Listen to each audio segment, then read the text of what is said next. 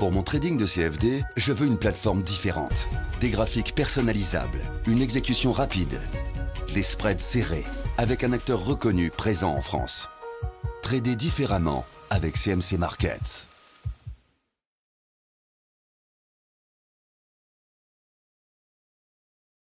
Bonjour, je vous présente aujourd'hui une mise à jour des grands indices et des grands marchés sous l'unité de temps hebdomadaire. Et on va commencer par l'indice phare parisien, le CAC 40, qui eh bien, montre toujours une faiblesse évidente au niveau des indicateurs techniques en particulier. Regardez, le MACD confirme son passage en dessous de son signal. Ça, c'est naturellement pas très bon.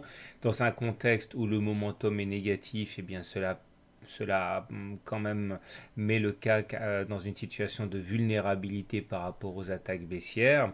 Et le stochastique est maintenant en dessous de 20, c'est-à-dire en situation de survente, la zone où les baissiers ont pris le contrôle. Maintenant, tout n'est pas noir, puisque en particulier, regardez sur le stochastique, nous avons une divergence haussière cachée. En effet, regardez, nous avons fait un plus bas, pardon, entre ce point-là et ce point-là, alors que sur l'indice parisien, ce n'est pas du tout le cas. Il n'y a pas de plus bas entre les deux périodes. Ça s'appelle une divergence haussière cachée. C'est un signal assez puissant qui risque effectivement de produire des effets eh bien, à moyen terme. Donc n'oublions pas ceci pour relativiser le fort sentiment baissier sur l'indice parisien. Si maintenant on applique une analyse Ishimoku au CAC 40, on voit que là aussi, il n'y a pas de véritable raison de s'inquiéter, de s'alarmer, puisqu'on est toujours en tendance haussière. Ceci est le nuage. Et tant qu'on se maintient au-dessus du nuage, on est théoriquement en tendance haussière. Alors là, regardez, effectivement, nous avons deux sentinelles qui nous préviennent de la fragilisation de la tendance, la Tenkan qui a effectivement été cassée ici et la Kijun qui a été cassée cette semaine. Mais il faut savoir qu'il faut généralement une bougie de confirmation avant de tirer des conclusions hâtives sur les cassures d'une courbe de l'Ishimoku. Et regardez ce qui s'est passé ici. On voit que cette semaine-là, eh bien, la Kijun a été cassée comme cette semaine, mais c'était pour mieux rebondir la semaine d'après au-dessus. Donc encore une fois, le fait que l'on ait terminé en dessous de la Kijun cette semaine ne doit pas faire oublier que nous devons également terminer en dessous la semaine prochaine pour effectivement valider la chute de cette deuxième sentinelle, nous prévenant de la fragilisation de la tendance haussière. Puis ça ne sera pas une mince affaire puisque regardez, la Chinku est en train d'arriver sur les prix. Et tous les obstacles, toutes les résistances, tous les supports auxquels sont confrontés les cours, eh bien la Chinku aussi y est confrontée. Autrement dit, le fait que les cours arrivent ici eh bien, montre que la Chinku n'arrivera pas facilement à enfoncer cette zone de support ici. Donc on pourrait tout à fait avoir une zone de rebond la semaine prochaine. Maintenant, il est vrai que nous avions cassé ce fameux biseau ascendant rose, là, on en avait beaucoup parlé déjà au préalable. Eh bien, même si l'objectif théorique possible est d'aller chercher le point le plus bas du biseau, vers les 4080, pour l'instant, il semble bien que nous soyons supportés par les 4320 correspondant au plus bas ici. Donc on pourrait effectivement avoir la semaine prochaine une semaine de répit. Après, il est vrai, une séquence assez fastidieuse, assez difficile pour le CAC. Donc globalement, ce que l'on peut dire, c'est que même si la tendance semble fragilisée, il ne faut pas oublier que globalement, on reste en tendance haussière et cette semaine plus que jamais, puisqu'on est sur des supports qui risquent de faire réagir et décaler les cours à la hausse.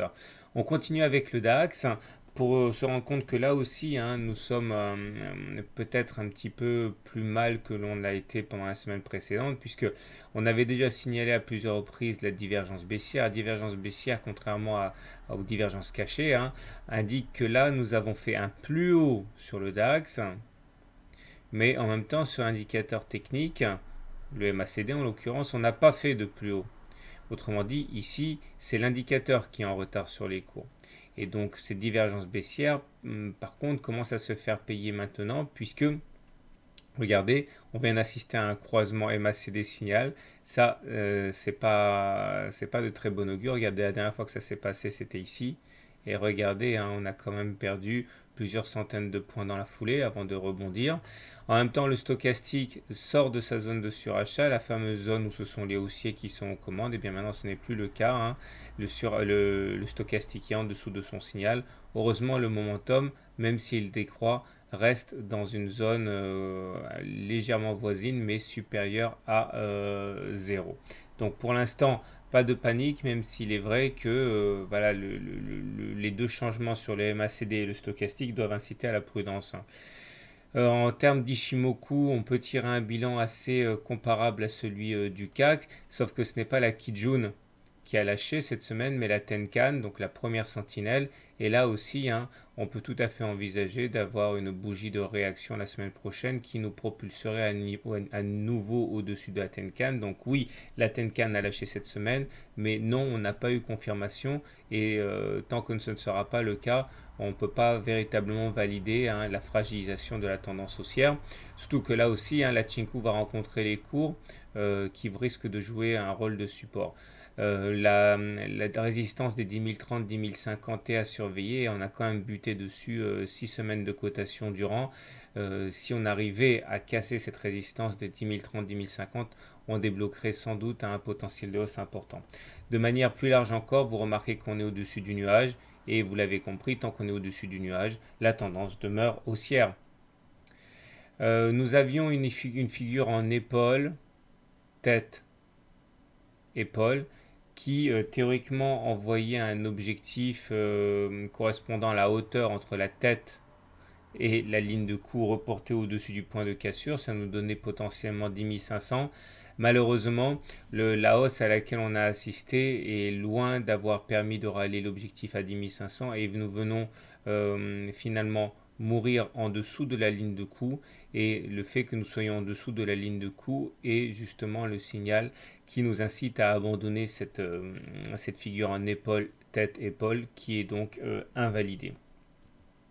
On remarquera d'ailleurs que ce qui peut expliquer le rebond de fin de semaine, c'est les Fibonacci. Regardez, on a connu entre les plus bas à 8900 et les plus hauts à 10 050 une hausse assez importante. Dans un premier temps, on est venu consolider sur le niveau des 23,6% de Fibonacci, c'était ici.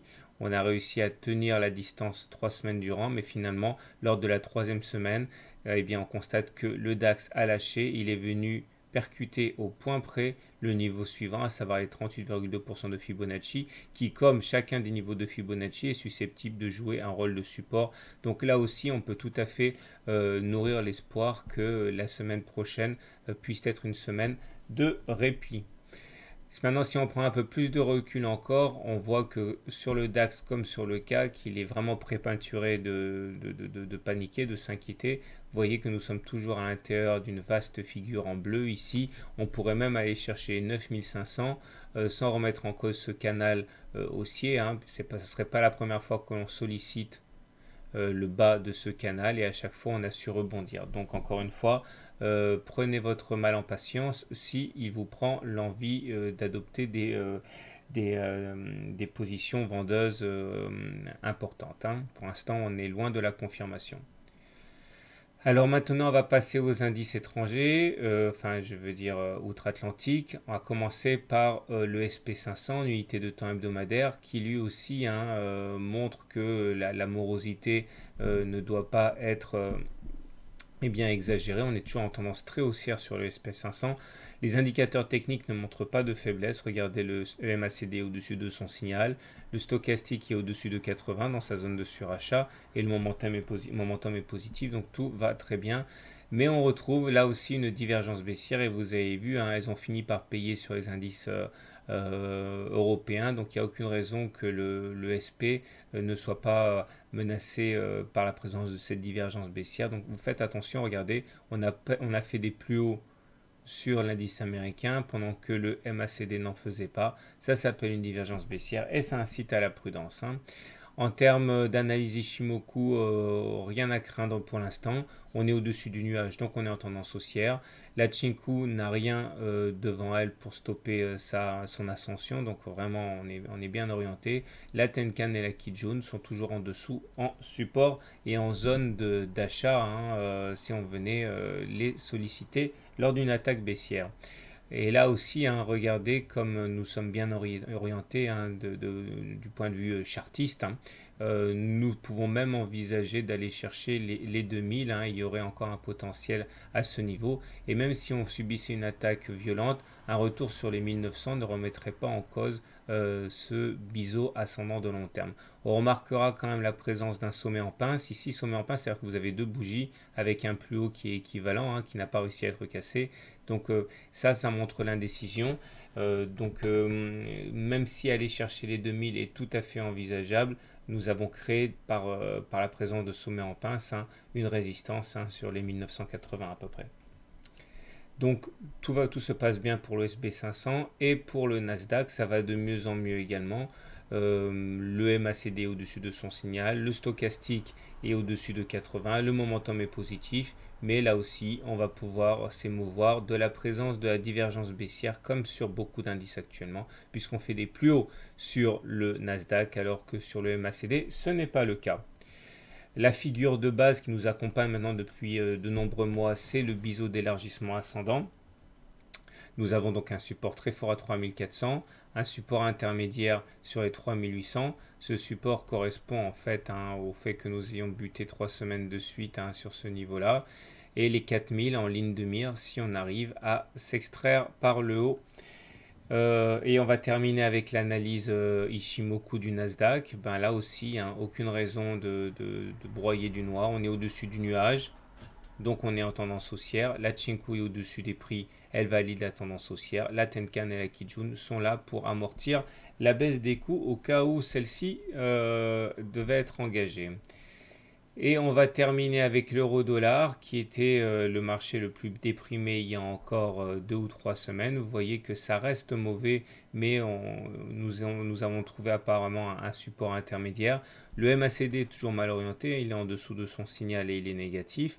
Par contre, le stochastique ressort de sa zone des 20, donc il ressort de sa zone de survente, ça c'est pas mal. Malheureusement, le momentum est négatif et MACD sous son signal momentum négatif, ça nous met quand même dans une situation de vulnérabilité par rapport aux attaques baissières. Là aussi, la tendance de fond demeure haussière si on adopte Ishimoku puisqu'on est au-dessus du nuage, mais vous remarquerez quand même que la Tenkan et la Kijun sont maintenant des courbes qui sont au-dessus des cours et donc elles risquent de jouer un rôle de résistance au moins temporaire lorsque les cours viendraient les solliciter. Mais en tout cas, tant qu'on est au-dessus du nuage, donc clairement au-dessus de 1,35, hein, on est toujours en tendance haussière. On remarquera que le fameux biseau, hein, qui a été dessiné maintenant il y a plusieurs semaines, eh bien, a peut-être produit ses effets définitifs, on verra. Vous savez que les biseaux ascendants se cachent généralement par le bas, ça a été fait lors de cette semaine-ci. Et l'objectif théorique, vous le savez, était d'aller chercher le point le plus bas du biseau, à 1,35. Bon, on n'est pas complètement allé chercher cet objectif, mais on s'en est rapproché quand même à 3 reprises très près. L'analyse technique n'étant pas une science exacte, hein, certains correspondront que l'objectif a été rallié dans l'esprit. En tout cas, on verra, mais le plus important sera de ne pas intégrer le nuage vers 1,35-36. Hein. Voilà, donc sur l'euro-dollar, c'est un contexte qui est assez dégradé à court terme, mais la tendance de fond, vous l'aurez compris, reste assez haussière. Voilà, donc maintenant je vous souhaite une bonne semaine et je vous dis à la semaine prochaine pour une nouvelle revue des marchés.